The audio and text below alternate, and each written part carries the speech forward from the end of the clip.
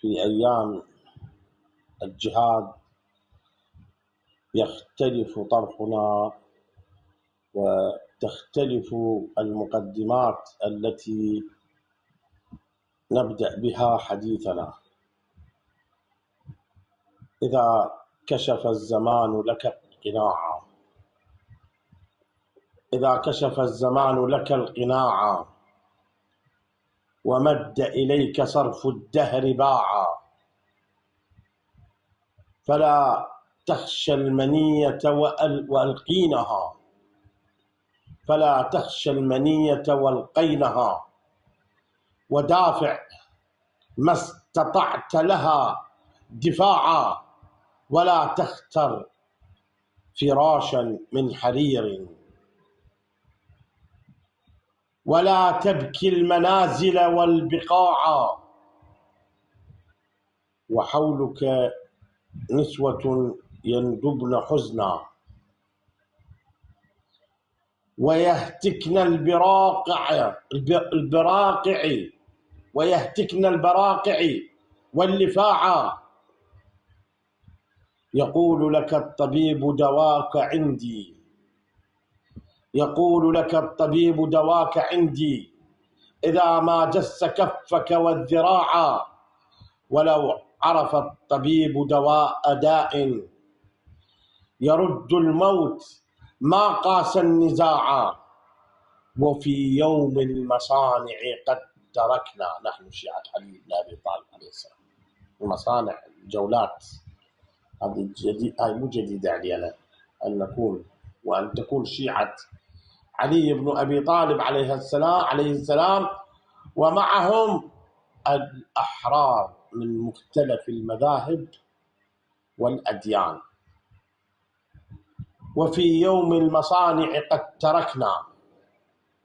طف كربلاء النصراني مو كان موجود؟ الحر بن يزيد الرياحي وفق تعريف الناصبي اليوم وفق تعريف المخالف كان مخالف وناصبي، وقائد الجيش الذي خرج لحرب الحسين عليه السلام. ولذلك عندما سمع أبي عبد الله عليه السلام في خطبته العصماء في نهار الطف أخذ يرتعد، فالتفت إليه من كان جنبه وقال: ما لك يا حر، أرأيت العباس وأخذت ترتعد؟ فوالله لو سألوني من أشجع أهل الكوفة، لأن الكوفة كانت ممتدة، ترى مو الكوفة هذه اللي أنتم تشوفوها اليوم. فقال: لو سألوني من أشجع أهل الكوفة لما عدوتك. فقال: والله إني أخير نفسي بين الجنة والنار ولا أختار على الجنة شيئا. ولما التحق بالجنة، التحق بالحسين عليه السلام، ترى ما لحق حتى يسوي الأمور اللي قد كان يعملها الشيعة الموالين اللي مع الحسين عليه السلام، لأنه هو راح التحق بصلي صلاة الصبح. وفي الروايات عندنا حتى صلاة الظهر ما لحق يصليها برا الإمام الحسين، نزل بارز. ولما وصل للحسين عليه السلام قال للحسين: عندما خرجت من الكوفة سمعت مناديا ينادي: ابشر يا حر بالجنة، يعني هو كان من أهل النار. فقلت، وهو متيقن إنه من أهل النار، يقول: فقلت: ويلك يا حر، تبشر بالجنة وأنت خارج لحرب بنت رسول الله. فهاي المصانع اللي يشير إليها الشاعر: وفي يوم المصانع قد تركنا، لنا بفعالنا خبرا مشاعا، أقمنا بالذوابل سوق حرب، وصيرنا النفوس لها متاعا، حصاني كان دلال المنايا. هاي الآن الهمرات والأسلحة والكذا مال المقاومة. حصاني كان دلال المنايا، فخاض غبارها وشرى وباعا، وسيفي كان في الهيجا طبيبا يداوي رأس من يشكو الصداعا، أنا العبد الذي خبرت عنه وقد عاينتني فادعى السماع. ذولاك ويانا احنا موجودين بعد ما نحتاج اخبار وروايات. ذيك بدر الكبرى وذيك خيبر. ذيك خيبر اليوم أنا العبد الذي خبرت عنه وقد عاينتني فدع السماع ولو أرسلت رمحي مع جبان لكان بهيبتي يلقى السباع ملأت الأرض خوفا من حسامي وخصمي لم يجد فيها اتساعا إذا الأبطال فرت خوف بأسي ترى الأقطار باعا أو ذراعا. 20 دولة 20 من دول عرباء تغلبها دويلة ما لها ريش ولا زغب. شنوا طلعوا جيوشهم وخلوها على الحدود على معبر رفح وعلى غيره كيفنا. شنوا فقلنا على اسم الله غارتهم تظنها الخيل إلا إنها القصب. يا وادعين يلي عندكم وداعة مع بني صهيون. والقرآن يقول وأنتم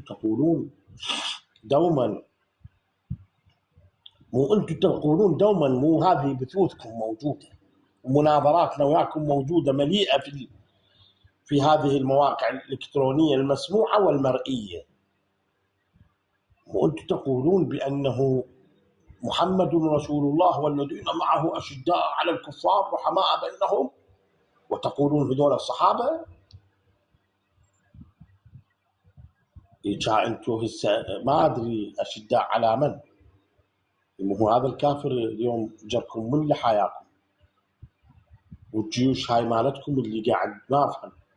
يا وادعين إذا استسلمتم فلمن هذه الجيوش ولماذا هذه اهبوا. على ماذا مستعدون للمهدي. يا باب حطة سمعا فالحقيقة قد تكشفت. يا باب حطة سمعا فالحقيقة قد تكشفت حيث لا شك ولا ريب. مواهب الله قد وافتك مجزية ما كنت تبذل من نفس وما تهب. هذه هي الوقفات الغر كنا بها. هذه هي الوقفات الغر كنا بها للدين حصنا منيعا دونه الهضب. هذه هي الضربات الوتر يعرفها. بس الوتر اللي عنده ثارات يعرفها. أما الدليل العبيد الخانعين إلى بني صهيون يعرفوها ويريدون أن يحاولوا دوما أن يستهينوا بها لأن هاي تظهر عورتهم وهم مو جديدة عليهم. هاي مال العورة مو جديدة. لله در أبو الفراس الحمداني عندما قال ولا خير في دفع الردى بمذلة كما ردها يوما بسوءته عمرو. فأنتوا هاي عوراتكم اللي اعطيتوها وطلعوها مو جديدة. هذه هي الضربات الوتر يعرفها. ضلع بها إن قد أو جنب بها يجب. هذه هي اللمعات البيض كنا بها. هذه هي اللمعات البيض كان بها عن وجه خير البرايا تكشف الكرب. هذه هي الأنفس قد روضت جامحها. هذه هي الأنفس قد روضت جامحها. فراق للعين منها عيشها جشب. فلا الخوان لها يوما خل أبدا ولا لرهين ذل زنيم جرب. لا نرتضي أبدا. ما نرتضي بعد. ماكو عطوة بعد. عطوة ما عندنا. احنا العراق عندنا يقولون فلان عشيرة الفلانية تروح تاخذ عطوة. عطوة ما عندنا احنا بعد. يعني من ما ترفض العطوة يعني خلاص انتهى الموضوع بعد. لا نرتضي وفتاة غزة باكية، وقلب لبنان مهضوم كربوا، ونفوسنا أبية نتسامى بها، ونفوسنا أبية نتسامى بها نحو العلا بأرفع الرتب، ونرى قبالنا عربان خؤونة، ونرى قبالنا عربان خؤونة، ليس في أرحامها طهر ولا نجب، تعيفوا عافوا تركوا، تعيفوا الهدى وركبنا في سفينته، فميز اللج من عافوا ومن ركبوا وساوموا. راحوا باعوا البني الصهيون شرفهم، بس احنا بعنا علما لله عز وجل.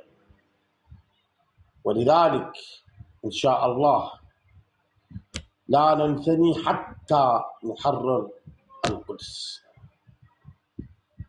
فلسطين فلسطين فلسطين علي، وساوموا فاشترينا حب حيدرة، ولا نبيع ولو إن الدنا ذهب،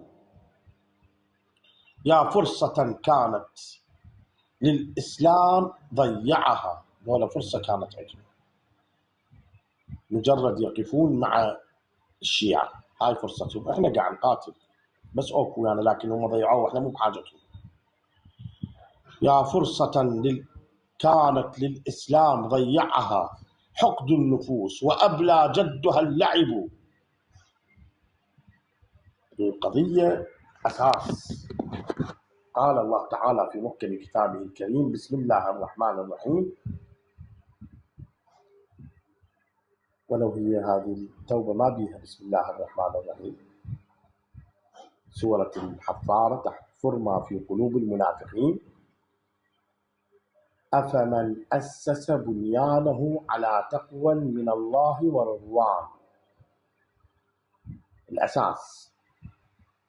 الأساس هذا العقائدي، هذا الأساس إلى امتداد. الأساس الفاشل القرآن بينه: أفمن أسس بنيانه على تقوى من الله ورضوان خيرا أم من أسس بنيانه على شفا جرف هار فانهار به في نار جهنم، والله لا يهدي القوم الظالمين. لا يزال بنيانهم، شوف القرآن شلون قاعد يتحدث عنهم دول، لا يزال بنيانهم الذي بنوا ريبة في قلوبهم. هاي الريبة اللي في قلوبهم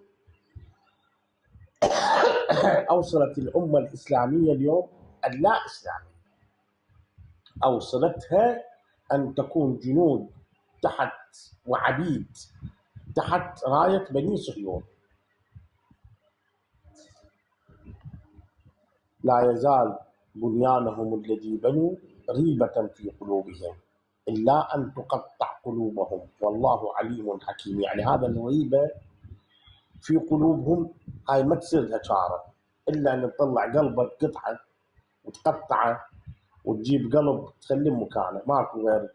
حتى إذا طلعت له قلب، طلعت قلبه وردت تجيب له قلب، فماكو قلب يصير على هذه الأجساد النتنة غير قلوب الخنازير وقلوب القردة فقط تتقولب على هذه الأجساد. لأن أشار لكم أمير المؤمنين علي بن أبي طالب عليه السلام قال: وجوههم وجوه الآدميين وقلوبهم قلوب الخنازير. فالقرآن يقول يشرح حالهم ربان هذا الجيل واللي أسسه لهم من كان قبلهم. يقول: لا يزال بنيانهم الذي بنوا، يعني استمرارية، ريبة في قلوبهم إلا أن تقطع قلوبهم والله عليم حكيم. إن الله اشترى من المؤمنين. الله مشتري من المؤمنين. تتم الصفقة هي هذا: إن الله اشترى من المؤمنين أنفسهم وأموالهم بأن لهم الجنة. قبال هذه الصفقة التجارية هذا الثمن قبال شنو؟ الجنة. ما المراد لإتمام هذه الصفقة؟ لابد أن تكون هناك ضوابط وسلوكيات حتى تتم الصفقة، أي صفقة تجارية، بروتوكول أو ما شابه، تقدرون تسموه. هذه الصفقة الإلهية شلون تتم؟ البروتوكول السماوي مالتها شنو؟ يقاتلون في سبيل الله، مو في سبيل بني صهيون. يقاتلون في سبيل الله ويقتلون، وبعد شنو؟ ويقتلون وعدا عليه حقا في التوراة والإنجيل والقرآن. ومن أوفى بعهده من الله فاستبشروا ببيعكم الذي بايعتم به، وذلك شنو؟ وذلك هو الفوز العظيم. فنحن مستبشرين بهذه البيعة وهذه الصفقة، ولا يضيرنا إن بقينا هو وحدنا. بس احنا من نقول لكم واحد ابدا، من وحدنا نحن. هو اللي معاه الله عز وجل هذا وحيد، بينكم ما بين الله، هو هذا اللي معاه. هو الإمام الحسين عليه السلام ماذا قال؟ قال يستأنسون بالمنية، الإمام الحسين. والإمام علي بن أبي طالب عليه السلام ماذا قال؟ قال ما فقد من وجدك وما وجد من فقدك. يعني الاستئناس يكون بالله عز وجل، مو بالشيطان، مو بالكثرة. ولذلك أبي ذر الغفاري رضوان الله عليه كان وحده بالربذة. منو قال كان وحده بالربذة؟ أبدا ما كان وحده. أبي ذر الغفاري كان معاه السماء، هو اللي معاه السماء، هذا وحده. هذا الإمام الحسين عليه السلام يصفكم ويصف هؤلاء الذين وقفوا معه وسيقفون معه. هي القضية مع الحسين. أما والله لقد نهرتهم وبلوتهم وليس فيهم إلا الأشوس الأقعس. وبينا احنا سابقا ان الأشوس الأقعس يعني الرجل المنيع الرافع الرأس الشديد الكبير الشديد في النزال الذي لا ينتني أبدا. وليس فيهم إلا الأشوس الأقعس يستأنسون بالمنية دوني. يستأنسون بالمنية دوني استئناس الطفل بلبن أمه. فإذا القضية قضية الإمام الحسين وقضية التشيع أزلية. اليوم هذا الصراع أصلا إحنا هذا الصراع نراه ليس كما يرونه هم يرونه ماذا؟ كشف لعوراتهم. مبتعدين منكم لماذا؟ لأن هذا الصراع يكشف عوراتهم. هاي الأمة الآن تلاحظ، هاي الأجيال الموجودة الآن قاعد تتابع، هذه الأجيال اللي راح تسجل. ايش راح تسجل؟ يعني كذبوا عليكم مال فلسطين، مال صلاح فساد الدين الأيوبي، وكنا نصيح ونقول بويا والله ما فتح، ترى اجى هذا تحالف هو والصليبيين ضد الدولة الفاطمية. صحيح. مو قلناها هذه؟ مو سولفناها؟ نعم.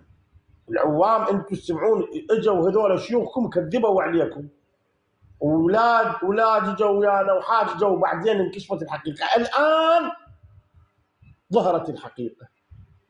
هذا التاريخ راح ياتي يوم من الايام ويسجل، هم راح يجون مزيفين للحقائق، راح يجي بعد فتره جيل ينسع التاريخ يقول بويش الدول العربيه لا عربيه وقفوا يحاربون من اجل غزه.